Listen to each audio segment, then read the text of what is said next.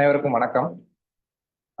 இது நேற்று 16ஆம் ஆண்டு முள்ளிவாய்க்கால் நினைவேந்தல் உலகெங்கும் உள்ள தமிழர்களால் கடைபிடிக்கப்பட்டிருக்கிறது. அதே நேரத்தில் தமிழ்நாட்டில் சிறு கட்சிகள் இயக்கங்கள் தவிர்த்து முக்கியமான பெரிய கட்சிகள் கடந்த 16 ஆண்டு காலமாகவே இந்த நினைவேந்தலை கடைபிடிக்காத ஒரு போக்கு இருந்து கொண்டிருக்கிறது. அது ஒரு பக்கம் நாம் அதை பிறகு பேசிக்கொள்ளலாம். இப்போ இந்த 16 ஆண்டுகள் நிறைவடைந்ததில் நாம் ஒவ்வொரு ஆண்டு முள்ளிவாய்க்கால் நினைவேந்தல் ஓராண்டுக்கும் இந்த ஆண்டுக்கு இடைப்பட்ட காலத்தில் என்ன முன்னேற்றம் நடந்திருக்கிறது என்று ஒரு பரிசீலனை செய்வது பொருத்தமாக இருக்கும். அப்படி கடந்த ஆண்டு 15ஆம் ஆண்டு நினைவேந்தலிலிருந்து 16ஆம் ஆண்டு நினைவேந்தலுக்குள் என்ன அரசியல் மாற்றங்கள் நடந்திருக்கின்றன என்ற ஒரு மதிப்பீட்டை, என்ன மாற்று முன்னேற்றங்கள் உள்நாட்டு அளவிலும் வெளிநாட்டு அளவிலும் பன்னாட்டு அளவிலும் என்ன நடந்து, பிராந்திய அளவிலும் பன்னாட்டு அளவிலும் நடந்திருக்கிறது என்று நாம் ஒரு சம்மரைஸ் பண்ண வேண்டிய தேவை இருக்கிறது. அதில் நாடு கடந்த தமிழீழ அரசாங்கம் ஒரு அறிக்கையை வெளியிட்டிருக்கிறார்கள். அதில் அந்த அறிக்கையின் தலைப்பு இனவழிப்புக்கு பரிகாரம் தனிநாடே என்ற ஒரு தலைப்பை கொடுத்திருக்கிறார்கள். அதாவது நாம் சொல்லக்கூடிய அவங்க பரிகார நீதி என்று வடமொழியில் சொல்கிறார்கள், அது ஈடுசெய் நீதி, ரெமிடியல் ஜஸ்டிஸ். இன அழிப்புக்கு ஒரு அரசியல் வகையில் எப்படி ஒரு தீர்வு என்றால், அவர்கள் தனித்து ஒரு செசஷன், ரைட் டு செசஷன், அவர்கள் பிரிந்து சென்று தனி அரசு அமைத்துக் கொண்டு தங்களை தற்காத்துக் கொள்வதற்கு அதுதான் வழி என்று தனிநாடு அமைக்கிறார்கள். அதை தான் அந்த அறிக்கையாக குறிப்பிட்டிருக்கிறார்கள். உள்ளடக்கத்தில் ஒரு மிக முக்கியமான கருத்தாக, அதில் நான் அதோடைய சாரம், மையமான கருத்தாக ஒரு நீண்ட அறிக்கை. அதில் எப்படி ஒரு பன்னாட்டு புலனாய்வை ஸ்ரீலங்கா அரசு தவிர்த்து கொண்டிருக்கிறது, உள்நாட்டு பொறியமைவு, கலப்பு பொறியமைவு என்றெல்லாம் ஏமாற்றிக் கொண்டிருக்கிறது என்பதை அந்த அறிக்கையில் எடுத்து சொல்கிறார்கள்.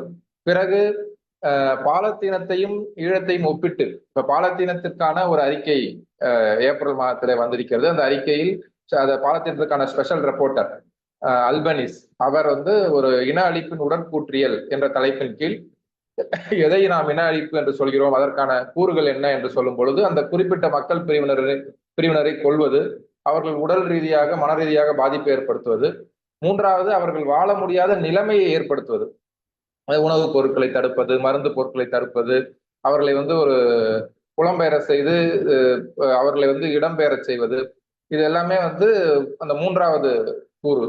இப்ப இந்த கூறுகள் எல்லாம் காசாவில் நடந்திருக்கின்றன. அதாவது இஸ்ரேல் அரசு காசா மக்களுக்கு எதிராக செய்திருக்கிறது என்பதை அவர் அந்த அறிக்கையில் சுட்டிக்காட்டுகிறார். அது அனைத்தும் கிட்டத்தட்ட 2011ஆம் ஆண்டு அப்போதைய ஐநா மனித உரிமை பேரவையின் தலைவர் பான் கி மூன் அவர் ஒரு 3 வல்லுநர் குழு ஒன்றை அமைத்தார், எக்ஸ்பர்ட்ஸ் பேனல் ஒன்றை அமைத்து அந்த குழு ஒரு அறிக்கையை வெளியிட்டிருந்தது. அதில் சொல்லப்பட்ட கூறுகளும் இப்போது அல்பனீஸ் சொல்லக்கூடிய கூறுகளும் பொருந்தி போகின்றன. ஒன்று, அந்த அறிக்கை போர்க்குற்றங்கள், மனித குலத்திற்கு எதிரான குற்றங்கள் நடந்திருக்கின்றன என்று நம்பத்தகுந்த கிரெடிபிள் அலகேஷன்ஸ் என்ற சொல்லை பயன்படுத்தினார்கள். ஆனால் இன அழிப்பு என்று அவர்கள் சொல்லவில்லை. பிறகு வந்த அறிக்கைகளில் பேட்ரிக் அறிக்கை, பெட்டிட் அறிக்கை, பிறகு 2015இல் OASL ரிப்போர்ட், இதெல்லாம் இன அழிப்பு என்று முடிவு பெறுவதற்கு இன்னும் கூடுதலான புலனாய்வை செய்ய வேண்டும் என்று அல்ராத் ஹுசைன் 2015 ஆண்டு காலத்தில் இருந்த ஐநா மனித உரிமை பேரவையின் உயர் ஆணையர் சொன்னார். அப்போ இந்த 11லிருந்து இந்த வெவ்வேறு அறிக்கைகள் வந்து கொண்டிருக்கின்றன. இதில் என்னன்னா 2015ஆம் ஆண்டு அவர் அல்ராத் ஹுசைன் சொல்லும் போது, இன அழிப்பு குற்றத்தை புலனாய்வு செய்வதற்கு ஸ்ரீலங்காவில் அரசாங்க சட்டத்தில் அதற்கு இடம் இல்லை, எனவே நீங்கள் உங்கள் அரசமைப்பு சட்டத்தில் இன அழிப்பு குற்றத்தை புலனாய்வு செய்வதற்கான திருத்தங்களை மேற்கொள்ள வேண்டும் என்று அவர்கள் சொன்னார்கள். ஆனால் அதை இவர்கள் பொருட்படுத்தவில்லை. இவர்கள் தொடக்கத்திலிருந்தே இறைமை, எங்கள் நாட்டிற்கு எங்களுக்கு இறையாண்மை இருக்கிறது, இறைமை இருக்கிறது, எனவே உள்நாட்டு புலனாய்வு, கலப்பு புலனாய்வு, உள்நாட்டு புலனாய்வு தான் அந்த இடத்துல அவர்கள் இருக்கிறார்கள். அதற்கு கற்ற பாடங்கள் மற்றும் நல்லிணக்க ஆணையக்குழு LLRC என்று சொன்னார்கள். இப்போது LRC என்று ஒன்றை சொல்கிறார்கள். இது போல ஏதாவது ஒரு கண்கட்டி வித்தையை சொல்லி தள்ளி போடும் வேலையை ஸ்ரீலங்கா அரசு செய்து கொண்டிருக்கிறது. இந்த 16 ஆண்டுகளில் அமெரிக்கா, பிரிட்டன், கனடா, இந்த 3 நாடுகள் ஒரு 9 இராணுவ மற்றும் படை தலைவர்கள், அரச தலைவர்களை ஸ்ரீலங்காவை சேர்ந்த இந்த போர்க்குற்றங்கள், மனித உரிமை மீறல்கள் செய்தவர்களுக்கு பயணத்தடை விதித்திருக்கிறது. சாங்ஷன்ஸ் என்று சொல்லக்கூடிய தடையை செய்திருக்கிறது. ஆனால் அவர்கள் எல்லாம் இப்போ ரஷ்யாவிலிருந்து போகக்கூடிய போல் வெளிநாட்டு சொத்துக்கள் கொண்டவர்கள் அல்லது வெளிநாட்டுக்கு அதிகம் பயணம் செய்பவர்கள் கிடையாது. அந்த 9 பேருக்கும் பெரிய பாதிப்பெல்லாம் கிடையாது. இப்ப இது ஒரு பக்கம். இந்த இடத்தில் தான் நாம மீண்டும் மீண்டும் இந்த இன அழிப்பு, இந்த இந்த முள்ளிவாய்க்காலை நினைவு கூறுவது என்பது நீதிக்கான போராட்டத்தை தொடர்வதற்கான ஒரு ஊக்கம் அளிக்கக்கூடிய ஒன்றாக அது இருந்து கொண்டிருக்கிறது. இப்ப இதுல என்ன அந்த அறிக்கையில ஒரு முக்கியமான கருத்து என்னன்னா, ஸ்ரீலங்காவுக்குள் இலங்கைக்குள் வடக்கு கிழக்கு வாழ் தமிழர்கள், தமிழ் தலைமைகள் அடிக்கடி என்னன்னா ஐக்கிய ராஜ்யம், ஒன்றுபட்ட இலங்கைக்குள் ஒரு அதிகபட்ச கூட்டாட்சி, சுயாட்சி தீர்வு என்று சொல்வது, பிறகு ஒரு நாடு இரு தேசங்கள் என்று சொல்வது, இந்த அதிகபட்ச அரசியல் தீர்வின் பெயரால் அவர்கள் ஒருவருக்கொருவர் முரண்பட்டு கொண்டு, இப்ப தமிழரசு கட்சி போன்ற ஐக்கிய ராஜ்யம் ஒன்றுபட்ட இலங்கை என்று சொல்கிறது என்றால், தமிழ் தேசிய மக்கள் முன்னணி அந்த ஒன்றுபட்ட இலங்கை என்று சொன்னால் நாங்கள் ஒன்று சேர மாட்டோம், அதை ஒற்றுக்கொள்ள மாட்டோம் என்று சொல்கிறார்கள். இவங்க நாடு கடந்த தமிழ் அரசாங்கம் சொல்வது என்னவென்றால், நீங்கள் இன அழிப்புக்கு நீதி என்ற புள்ளியில் ஒன்றுபடுங்கள், இன அழிப்புக்கு நீதி கோர வேண்டும் என்ற புள்ளியில் ஒன்றுபடுங்கள் என்று அவர் சொல்கிறார். அதுதான் எனக்கு என்னன்னா, இந்திய அரசாகட்டும் அல்லது தமிழ்நாட்டின் பிரதான கட்சிகளான திமுக, அதிமுக ஆகட்டும், மார்க்சிஸ்ட் கம்யூனிஸ்ட் கட்சி ஆகட்டும், அல்லது ஸ்ரீலங்கா ஆகட்டும், எல்லோருமே இந்த அரசியல் தீர்வை பற்றி இப்ப இந்தியாவில கூட எப்படின்னா, இப்ப பிரதமர் போறாரோ அல்லது அங்கிருந்து ஸ்ரீலங்கா அதிபர் வராருன்னா கூட இவங்க என்ன சொல்றாங்கன்னா, டெவல்யூஷன், அதிகார பகிர்வு என்பார்கள், உங்கள் அரசமைப்பு சட்டத்தை செயல்படுத்துங்கள் என்பார்கள், பிறகு 13வது சட்டத்தை செயல்படுத்துங்கள் என்பார்கள். இப்ப ப்ராவின்சியல் மாகாண சபைகளுக்கு தேர்தல் நடத்துங்கள். அதாவது இந்த இன அழிப்பு, போர்க்குற்றம், மனித குலத்திற்கு எதிரான குற்றம், நீதி, இதை பற்றி இந்த 16 ஆண்டுகளில் ஒரு முறை கூட ஸ்ரீலங்கா அரசு பேசியது கிடையாது, இந்த இந்திய அரசு பேசியது கிடையாது. இப்ப இந்த பகல்காமில் 26 பேர் சுட்டுக் கொல்லப்பட்ட பொழுது பிரியங்கா காந்தி ஒரு வாக்கியத்தை சொன்னார். இது கிரைம்ஸ் அகைன்ஸ்ட் ஹியூமனிட்டி, மனித குலத்திற்கு எதிரான குற்றம் என்று சொன்னார்.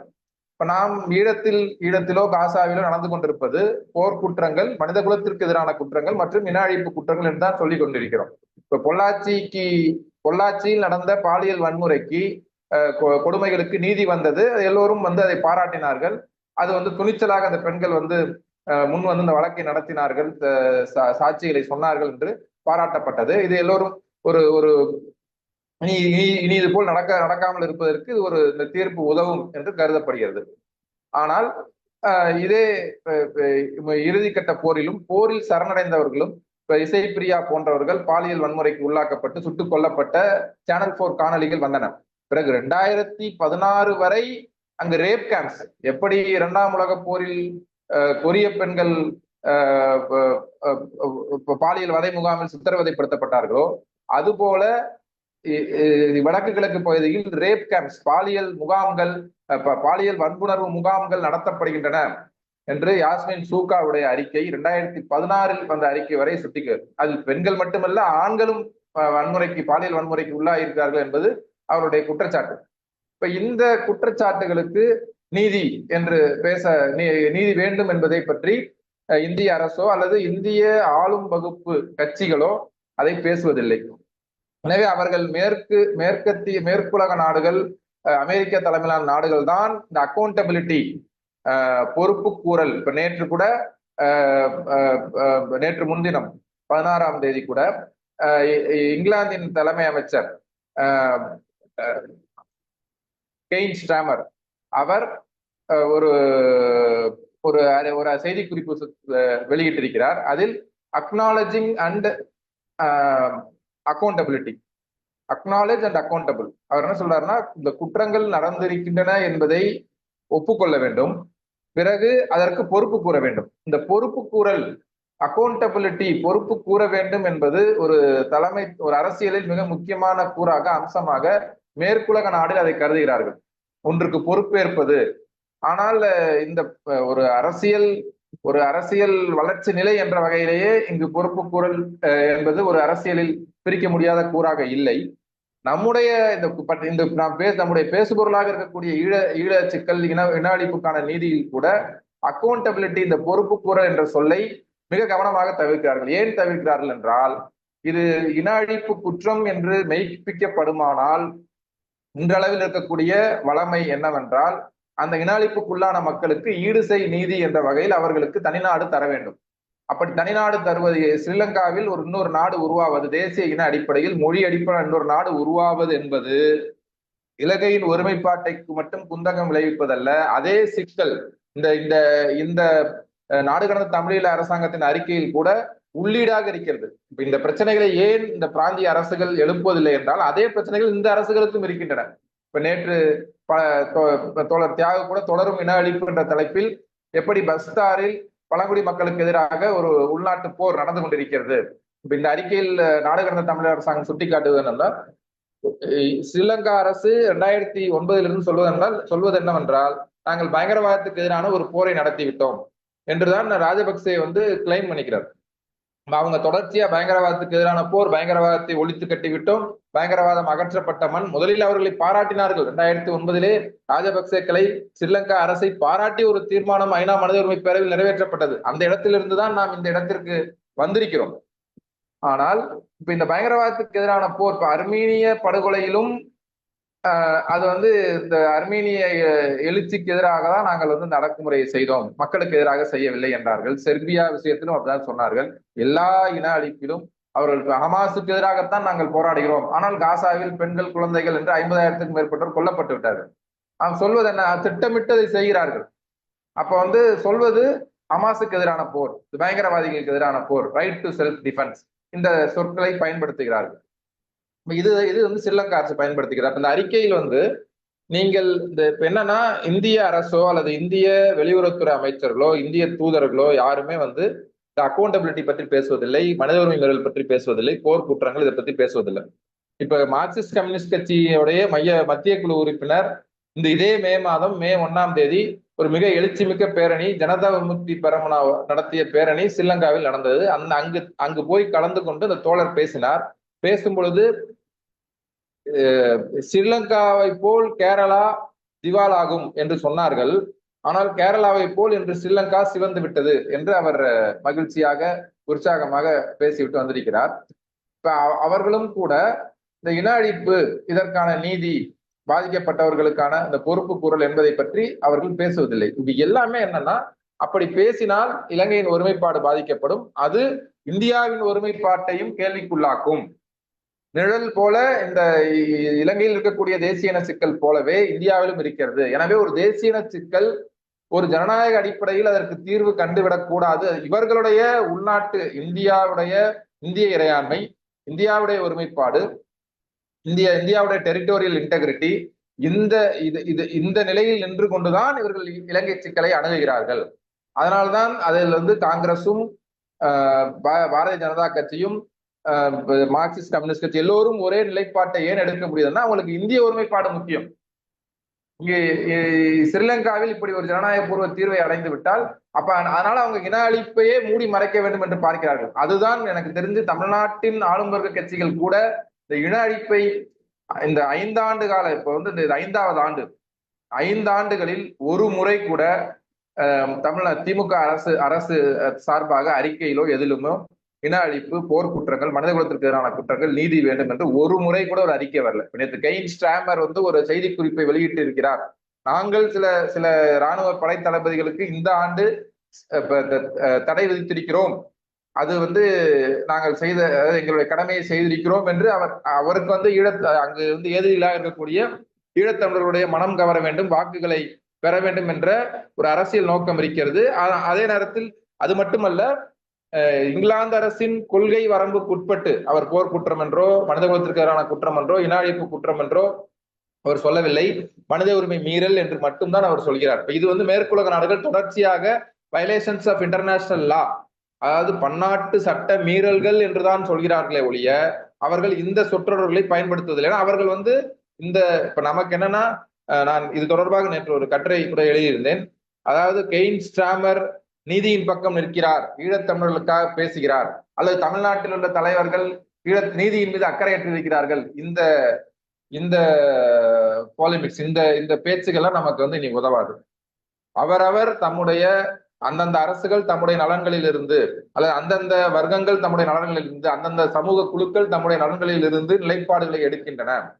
எனவே இங்கு நலன்கள், அதாவது இந்த பன்னாட்டு நிலைமையும் அரசுகளின் நலன்களும் உள்நாட்டில் இருக்கக்கூடிய வர்க்கங்கள் மற்றும் சமூக குழுக்களின் நலன்கள் தான் வரலாற்றில் நிர்ணயகரமாக அந்த போக்கை நிர்ணயித்துக் கொண்டிருக்கிறதே ஒழிய அற சிந்தனைகளோ தர்ம போதனைகளோ நீதி நியாய கருத்துக்களோ நிர்ணயிக்கவில்லை.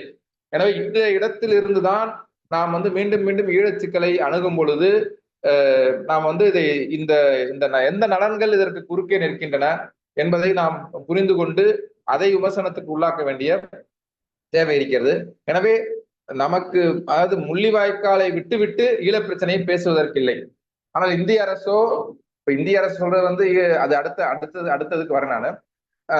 இன அழிப்பு பற்றி நீங்க பேசாதீங்க.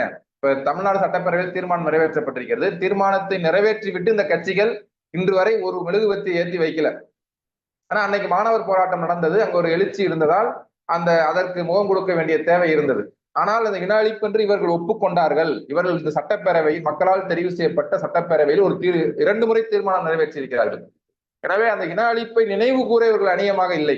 ஏன்னா அது ஏனென்றால் ஒன்று கீழே நமக்கு அழுத்தம் இல்லை. நம்ம ஏற்கனவே தோழர் மகிழன் சொன்னது போல பாரதிய ஜனதா கட்சி ஆட்சிக்கு வந்த பிறகு ஆன நிலைமைகளில் இது ஈழச்சிக்கல் ஒரு திமுக எதிர்ப்பு ஆதரவு மிகவும் குறுகிய உள்நாட்டு அரசியல் நலன், உள்நாட்டு அரசியல் தன்னல நலன்களுக்குள்ளால் அது சிக்குண்டு கிடைக்கிறது. அதாவது ஒரு இன்னொரு பொருள்ல சொல்லணும்னா, முள்ளிவாய்க்கால் ஒரு மனித பேரழிவு என்றால் முள்ளிவாய்க்காலுக்கு பின்னான தமிழ்நாட்டு அரசியல் என்பது அனதர் பொலிட்டிக்கல் டிசாஸ்டர். அது இன்னொரு அரசியல், ஒரு பொலிட்டிக்கல் முள்ளிவாய்க்கால். தமிழ்நாட்டில் நாம் தமிழர் கட்சியின் வருகையும் அதை ஒட்டி இரு முனைகளாக இது பிரிந்திருப்பதும் இதை இப்போது உருவாக்கக்கூடிய கதைகள், இந்த ஈழப் பிரச்சனை இல்லாம வந்ததனால்தான் இங்க உள்ள ஜாதிய சிக்கலை நாம் கவனம் செலுத்தாமல் விட்டுவிட்டோம், தமிழ்நாட்டு அரசியலை முடங்கி போய்விட்டது போன்ற நரேட்டிவ்ஸ் இதெல்லாமே சார்ட் ஆஃப் அனதர் ஒரு அரசியல் முள்ளிவாய்க்கால் இந்த 16 ஆண்டுகள் என்பது. இது தனியாக நாம் பேச வேண்டியது. ஆகவே நாடு கடந்த தமிழ் அதாவது இன அழிப்பு என்ற புள்ளி அதுதான் நம்ம டேபிள்ல வைக்க வேண்டியது. வித்தவுட் எரேஸ், அதாவது வட்டுக்கோட்டை தீர்மானம் என்பது வரலாற்றில் ஒரு மைல்கல் என்றால், இந்திய இலங்கை உடன்படிக்கை என்பது ஒரு மைல்கல் என்றால், திட்டவட்டமாக 2009 முள்ளிவாய்க்காலுக்கு பின், முள்ளிவாய்க்காலுக்கு முன் அல்லது பின், முள்ளிவாய்க்கால் என்ற ஒரு இடத்தை எரேஸ் பண்ணிட்டு, அதை நீக்கிவிட்டு, அதை மறந்து விட்டு நாம் ஈழ அரசியலில் ஒரு தீர்வு திட்டம் பற்றி எதை பற்றியோ பேச முடியாது. எனவே எந்த தரப்போடு நம்மை கத்தி முனையில், அதாவது இதோடு தொடர்புடைய ஸ்டேக் ஹோல்டர்ஸ், அதாவது ஈழத்தமிழ் தலைமைகள் குறிப்பாக அவர்களை துப்பாக்கி முனையில் நிறுத்தினாலும் நீங்கள் இதை பத்தி பேசாதீங்க, முள்ளிவாய்க்காலை பற்றி பேசக்கூடாது, இன அழிப்பை பற்றி பேசக்கூடாது, மற்ற எதை பற்றி வேணாலும் பேசு என்று சொன்னால், இதை பற்றி பேசாமல் வேற எதை பற்றியும் பேசுவதற்கு இல்லை என்ற இடத்தில் இருந்தால், அது எவ்வளவு சின்னஞ்சிறிய நாடாக இருந்தாலும் இதில் தான் இவர், அதாவது இந்த நம்ம பாக் நீரினையும் அதில் இருக்கக்கூடிய புவிசார் அரசியல் ஒரு போட்டியும், அதில் ஈழத்தமிழர்களுக்கு ஒரு சின்ன ஸ்பேஸ் இருக்கு. இந்த ஸ்பேஸ்ல இருந்துதான், இந்த வெளியில் இருந்துதான் அரசியலை கையாள வேண்டுமே ஒழிய இந்திய அரசின் கருணையில் இருந்தோ, இந்திய அரசு கருணை காட்டும் என்று இந்திய அரசோ அமெரிக்காவோ உலகில் எந்த நாடும் கருணை காட்டப் போவதில்லை. நாம் யாருடைய கருணையும் நம்பி இந்த போராட்டத்தை முன்னகட்டி செல்ல முடியாது. எனவே இது ஒரு முக்கியமான நம்மளுடைய தம் ரூல், அல்லது ஒரு முக்கியமானது என்னன்னா அந்த இன அழிப்பு சம்பந்தமா தான். நான் என்னுடைய பதிவை இன்னும் ஒரு 5 நிமிஷத்துக்கு சுருக்கமா முடிச்சிடறேன். இந்த ஓராண்டில் நடந்த முக்கியமான சில முன்னேற்றங்கள் என்னன்னா, கடந்த ஆகஸ்ட் நவம்பர், அதாவது ராஜபக்சேக்கள் விரட்டி அடிக்கப்பட்டதை தொடர்ந்து ஜேவிபி ஆட்சியை பிடித்திருக்கிறது. இது ஒரு ராஜபக்சே விரட்டி அடிக்கப்பட்ட 2 ஆண்டுகள் ஆனது. ரணில் விக்ரமசிங்கே பதவியில் இருந்தார் என்றாலும் தேர்தலின் மூலமாக ஜனதா விமுக்தி பெரமுனா ஆட்சிக்கு வந்திருக்கிறது. பிறகு, அதாவது அதிபராக அனுரகுமார் தேர்வு செய்யப்பட்டு அதற்கு பிறகு 2 மாதங்கள் கழித்து நடந்த தேர்தலில் 3/2 பெரும்பான்மையோடு ஜேவிபி வந்திருக்கிறது என்பது மட்டும் முக்கியமல்ல, வடக்கில் தமிழ் பகுதிகளில் ஒரு சிங்கள கட்சி 6-7 இடங்களை வெற்றி பெற்றிருக்கிறது. எனவே நாங்கள் தமிழ் மக்களின் மனங்களை வென்று விட்டோம், தமிழ் மக்கள் வளர்ச்சியை விரும்புகிறார்கள், தமிழ் மக்கள் ஊழலை எதிர்க்கிறார்கள், தமிழ் மக்கள் வசீகரமிக்க அந்த இளைஞர்களால் கவரப்பட்டு அவர்களுக்கு வாக்களித்திருக்கிறார்கள், இது ஒரு புதிய தொடக்கம் என்று அனுரகுமார் திசாநாயகா பேசுகிறார். அந்த புதிய தொடக்கத்தின் தொடர்ச்சியாக கடந்த வாரம் நவம்பர் 6 நடந்து முடிந்த உள்ளாட்சி தேர்தலில் ஒரு பெரிய வெற்றியை பெற முடியும் என்று எதிர்பார்த்திருந்தார்கள். ஆனால் அப்படியே வெற்றியை பெற முடியவில்லை.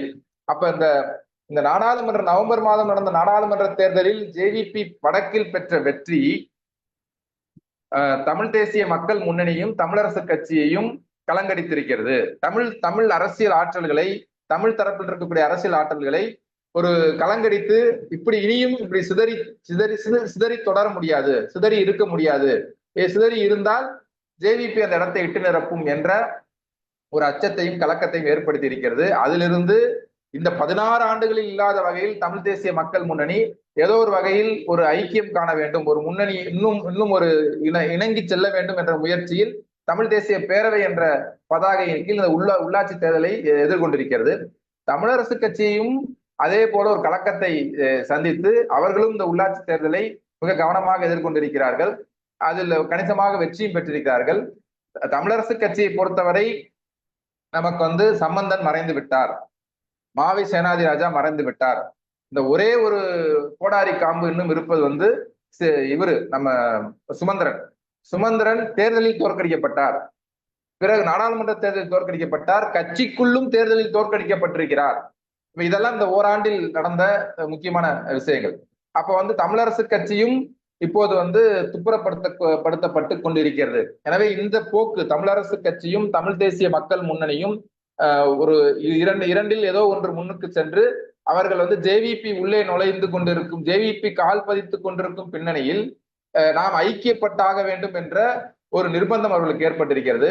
அதில் ஒரு முன்னேற்றத்தை நம்மால் காண முடிகிறது. இப்ப இங்கே இந்திய தரப்பிலிருந்து இந்திய தூதர்களோ அல்லது இவங்க என்ன சொன்னாங்கன்னா, நாங்கள் யாரிடம் பேசுவது, தமிழ் தரப்பு என்று பலரும் நிற்கிறார்கள், பேசுவதற்கு கூட ஒரு மையம் இல்லை என்றார்கள். இப்ப இந்த போக்கு ஜேவிபி ஏற்படுத்தியிருக்கக்கூடிய நெருக்கடி தமிழ் தரப்பில் ஒரு மையத்தை உருவாக்க போகிறது. அதற்கே நாம் இத்தனை ஆண்டு காலம் காத்திருக்க வேண்டிய தேவை இருக்கிறது, காத்திருக்க வேண்டிய நிலைமை ஏற்படுது. அதனால அந்த அழிவுடைய தாக்கம், இன்டென்சிட்டி அந்த மாதிரி. அப்போ இந்த மையம் உருவாவதற்கான சாத்தியக்கூறுகள் இருக்கின்றன. என்ன அடிப்படையில் அங்கு உருவாக வேண்டும் என்றால் கட்டமைப்பு, அதாவது திருப்பி லார்ஜர் சொல்யூஷன்ஸ், அது ஒன்றுபட்ட இலங்கையா, தனி நாடா, இரு நாடு ஒரு நாடு இரு தேசமா, இந்த பேரில் இந்த கஜேந்திரகுமார் பொன்னம்பலம் தமிழ் தேசிய மக்கள் முன்னணி போட்டு குழப்பாமல் உடனடி கோரிக்கைகள், வர மாகாண சபை தேர்தல் நடந்தால் இந்த தேர்தலில் வெற்றி பெறுவது, பிறகு இந்த இன அழிப்புக்கான கோரிக்கைகள். இப்ப அவர் நாடு கடந்த தமிழ் அரசாங்கம் இந்த அறிக்கையில் கூட சொல்லியிருக்காரு, நீங்கள் இன அழிப்பை ஒரு குற்றமாக ஆக்கும் சட்டத்தை, புதிய சட்டம் ஒன்றை நாடாளுமன்றத்தில் முன்வையுங்கள், அது தோற்கடிக்கப்படட்டும். நமக்கு பிரச்சனை ஜேவிபி இனவாதமற்ற கட்சி என்ற தோற்றத்தை உலகத்துக்கு சொல்லிக் கொண்டிருக்கிறது. இப்ப ஜேவிபியை அம்பலப்படுத்த வேண்டிய தேவையே இருக்கிறது. அப்ப அதற்கு இலங்கையில் இருக்கக்கூடிய சட்ட வாய்ப்புக்குள் என்ன செய்ய முடியும் என்று யோசித்து இந்த லார்ஜர், அதாவது ஒரு பெரும் தீர்வுகளுக்குள்ளால் நமக்குள் சண்டையிட்டுக் கொண்டிருப்பதை விட செயலுத்து ரீதியாக கோரிக்கைகளை ஒவ்வொன்றாக முன்வைத்து முன்னேறி செல்லக்கூடிய ஒரு அணுகுமுறையை அவர்கள் மேற்கொள்ள வேண்டும். அங்கு அந்த முன்னேற்றம் இருக்கிறது. தமிழ்நாடு பொறுத்தவரை நாம் அதை அதிகம் தியாக கூட சொல்லுவாரு, நான் ரொம்ப நேரம் எடுத்துட்டேன். பன்னாட்டு நிலைமையில் நான் கடந்த 4-5 ஆண்டுகளாகவே சொல்லிக் கொண்டு, அதாவது கொரோனாவுக்கு பின்னான உலக ஒழுங்கு என்பது இரு துருவ உலக ஒழுங்காக அது பரிணமித்து கொண்டிருக்கிறது. இப்போது இந்த சிந்தூர் நடவடிக்கையில் மிக திட்டவட்டமாக அது இருதுருவம் தான். அதாவது இப்ப இந்த பாகிஸ்தான் ரஃபேலை அடித்ததும், பாகிஸ்தானுக்கு துணையாக சீனாவும் துருக்கியும் ஆயுதங்களை கொடுத்து இந்த பாகிஸ்தான் இப்படி அதாவது இந்த புல்வாமா தாக்குதலை தொடர்ந்து இவர்கள் நடத்திய சர்ஜிக்கல் ஸ்ட்ரைக்கின் பொழுது அவர்கள் இந்த அளவுக்கு ரெஸ்பாண்ட் பண்ணல. பட் இப்ப அவங்க ரெஸ்பாண்ட் பண்றாங்க அப்படின்னா அது திட்டவட்டமான பேக்கிங் தான். சைனா, துருக்கியோடைய பேக்கிங் அங்க இருக்கு. அமெரிக்கா அந்த அளவுக்கு பேக் பண்ணலன்றனாலதான் அது நிற்கிது. இப்ப 2 பேரும் மல்லுக்கட்டி நின்றார்கள் என்றால் அது தொடர்ந்து இருக்கும். அப்ப இது திட்டவட்டமாக இருமுனை உலகமாக இது இன்றைக்கு இருக்கு. அப்ப இந்த இருமுனை, அதாவது ஒற்றை மைய உலகில் ஒரு சிக்குண்டதுதான், ஒற்றை மைய உலகில் தம்மை சிக்குண்டு, அதாவது தம்மை ஒற்றைமைய உலகில் மாட்டிக்கொண்டதுதான் ஈழ போராட்டம் முள்ளிவாய்க்காலில் போய் முடிந்தது. அந்த அந்த அந்த அந்த பன்னாட்டு நிலைமையில் தம்மை தக்க வைத்துக் கொள்ளக்கூடிய செயலுத்தியையும் அரசியல் தீர்மானங்களையும் அந்த போராட்டத்துக்கு தலைமை தாங்கியவர்கள் தமிழீழ விடுதலை புலிகள் எடுக்கவில்லை. எனவே இதுல நாம் நான் என்ன சொல்றேன்னா, முள்ளு குத்தி விட்டது, தலையில் நிலை இடித்து விட்டது என்பதற்கெல்லாம் அப்பால் நாம் தான் நம்மை தோழர் தியாகம் சொல்லியிருக்கிறார், அவரால் கெட்டது இவரால் கெட்டது என்று யாரும் சொல்லாமல் தமிழ் மக்கள் தங்களை தாங்கள் தற்காத்துக் கொள்ள தவறிவிட்டனர். அது ஒரு குறிப்பிட்ட கட்சி என்று குறிப்பிட்ட தலைவரை சார்ந்தல்ல. தமிழ்நாட்டில் உண்மையிலேயே ஒரு தமிழ் தேசிய